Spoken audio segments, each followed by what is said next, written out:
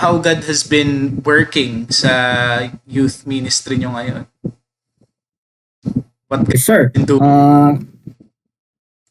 Sa ano yan, no? Sa church mismo namin, no? Yeah. And I would love to share that God has been so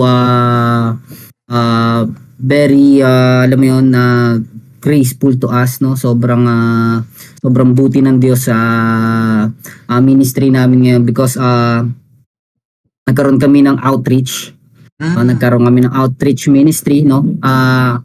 Mayroon na kaming outreach church ngayon dito sa isang community malapit sa church namin. Actually, yung community na yon parang naging relocation site siya. Kasi meron sa amin dito, mga nakatira sila sa ilalim ng tulay. Tapos, dati nagtuturo na kami doon sa community na yon. But nung na-demolish sila doon, nalipat sila sa isang medyo may kalayuan kasi nalipat sila sa isang secluded sa isang lugar. And right now, yung heart ng bishop namin nandun talaga kasi mga bata doon, mga nanay, talagang halos kakilala na namin sila, natuturuan matagal na panahon. And hindi naman sila makapunta sa church, no? Hindi sila hirap sila makapunta sa church, no? Sa maraming kadahilanan. And napakabuti ng Diyos dahil yung church yung dinala natin doon sa lugar nila. Amen. And meron kami ngayong isang outreach church dito sa Sitio Kabalikat 5C. And ayun po, sobrang kabutihan ng Diyos sa ministry namin. Syempre, marami ring kabataan ng dagdag dahil yung community na yun is jam-packed talaga. And I think meron at least mga 100 family. Imaginein mo kung gaano kadami yung tao na yun. Tapos yung church na yun, may church na kami doon. Although maliit yung church but kompleto siya. Ang Lord ang nag-provide, kompleto yan. And right now yung youth ministry po namin is hindi na kami lang na yung anak nung mga nagche-church doon, no. May mga iba na kaming kasama, no, doon sa outreach nga na yun, no. So tingin ko nasa 20 or 23 yung hinahandle natin doon sa church ministry na yun, sa outreach church na yun. So kung idadagdagin sa amin, ang total count ng youth sa amin siguro nasa 50 na kami, no. So ganun po kami nag-grow, Dami. no? So ganun kami nag-grow. Yes, kapatid. Praise God. Ganun po kabuti ang Diyos sa church namin ngayon, no.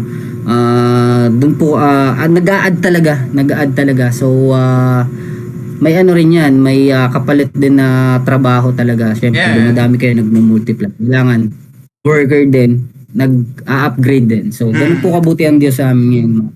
Wow, praise God. Sobrang makaka-bless marinig yun, bro, na the Lord has been adding number, no, sa ministry niyo. And especially mga kabataan. malaking tulong din, bro, na no? Kumbaga, kayo kasi, kumbaga, as a core, sabihin natin, yung term kasi namin na ginagamit yung core nyo kasi solid na kumbaga, tagal nyo na kumbaga, talagang pinatibay na ni Lord yung yung na-strengthen na yung core. And I believe kasi kapag na-strengthen yung core, marami nang, kumbaga, madali na mag-expand, alam mo yun, yung mag-reach out. Kasi, for example yun, yung 23 na kabataan na yun, bro. Let's be honest. Gustuin man natin, bro, hindi mo kaya mag-isa yun. Totoo. Sobra, brother. Kaya kailangan mo talaga ng mga katuwang dun sa ministry na yun, di ba?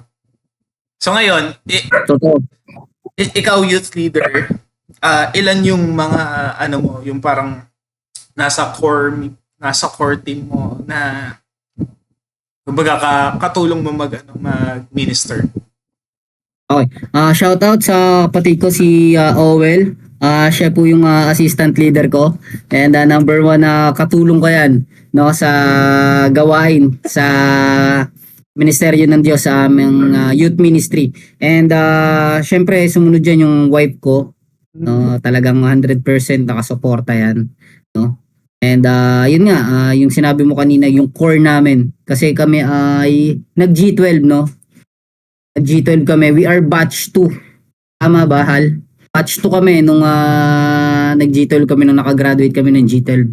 And lahat yun nang nandun na nasa church pa namin is katulong ko lahat. Like yan, sila Bless, kapatid ni Leo. Shoutout sa kanila yon, sa wife ni Leo, si Nika, si Julie, si Raymond. Yan yung core namin. May mga ngayon, mga mag-aasawa na kami eh. Mangilan-ngilan na lang yung single sa amin. And lahat yun. At sila katulong ko, no? Yung music ministry, nasa music ministry yan sila, nasa ushering team, and lahat sila katulong ko. Hindi lang ako talaga. And ayun po yung pinakamalaking bagay sa akin na hindi ko tinitake ng solo lang, no? Yeah. Yung gawain sa ministeryo natin sa mga kabataan. Like katulad nga ng sinabi mo, ang iba ngayon yung kabataan and iba rin mag-handle, sobrang challenging, and that's why I'm so thankful sa Diyos na may mga katulong tayo. Yan, nandiyan yung misis ko, nandiyan yung mga kaibigan natin solid, mga kumpare na natin, no? Mga kumare na, naging kumpare na kasamahan mo sa church. So ayun, kaya yung tinutukoy mong core, yung solid, andun talaga. Yeah. Kapatid. You Tumbok mean, mo yun. bro, you mean to say si Snap ay may mga disciple na din? Yes sir, meron sir. Grabe, solid.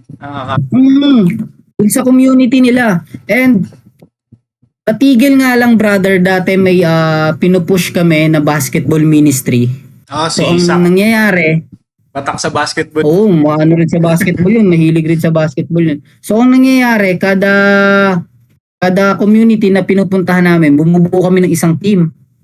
Dati, nagko-compose yun siguro ng mga 10 to 12. Kasi whole court eh. Nung ginawa namin yun, brother, yung basketball ministry na yun, sobrang effective. Alam mo, sila mismo yung lumalapit, nagpapalista. Kuya, sali mo ako dyan.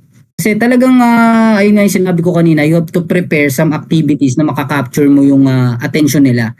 And basketball is ayun, number one tool, number one thing na nakitaan ko ng potential. And syempre kami mahilig din mag-basketball.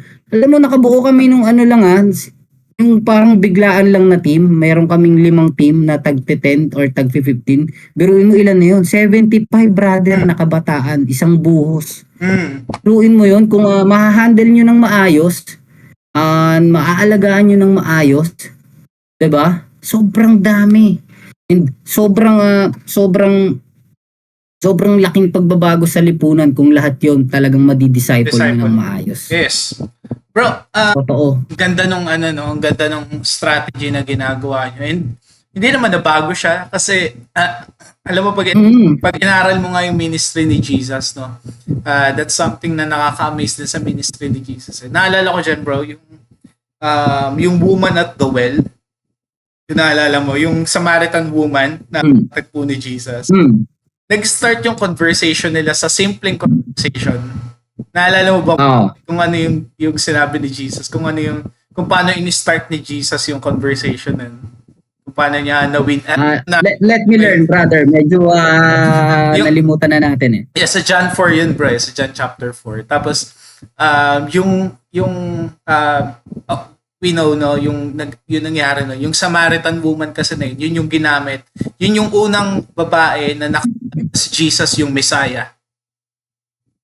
Tapos, dahil sa sobrang joy, sa sobrang tuwa ng babae na yun, yung buong village dun, yung Samaritan village na kung saan siya nakatira, na-win yun lahat. Kumbaga doon na sumampalataya kay Jesus dahil doon sa Samaritan woman yun. Pero ano mo kung saan nag-umpisa yung conversation nila?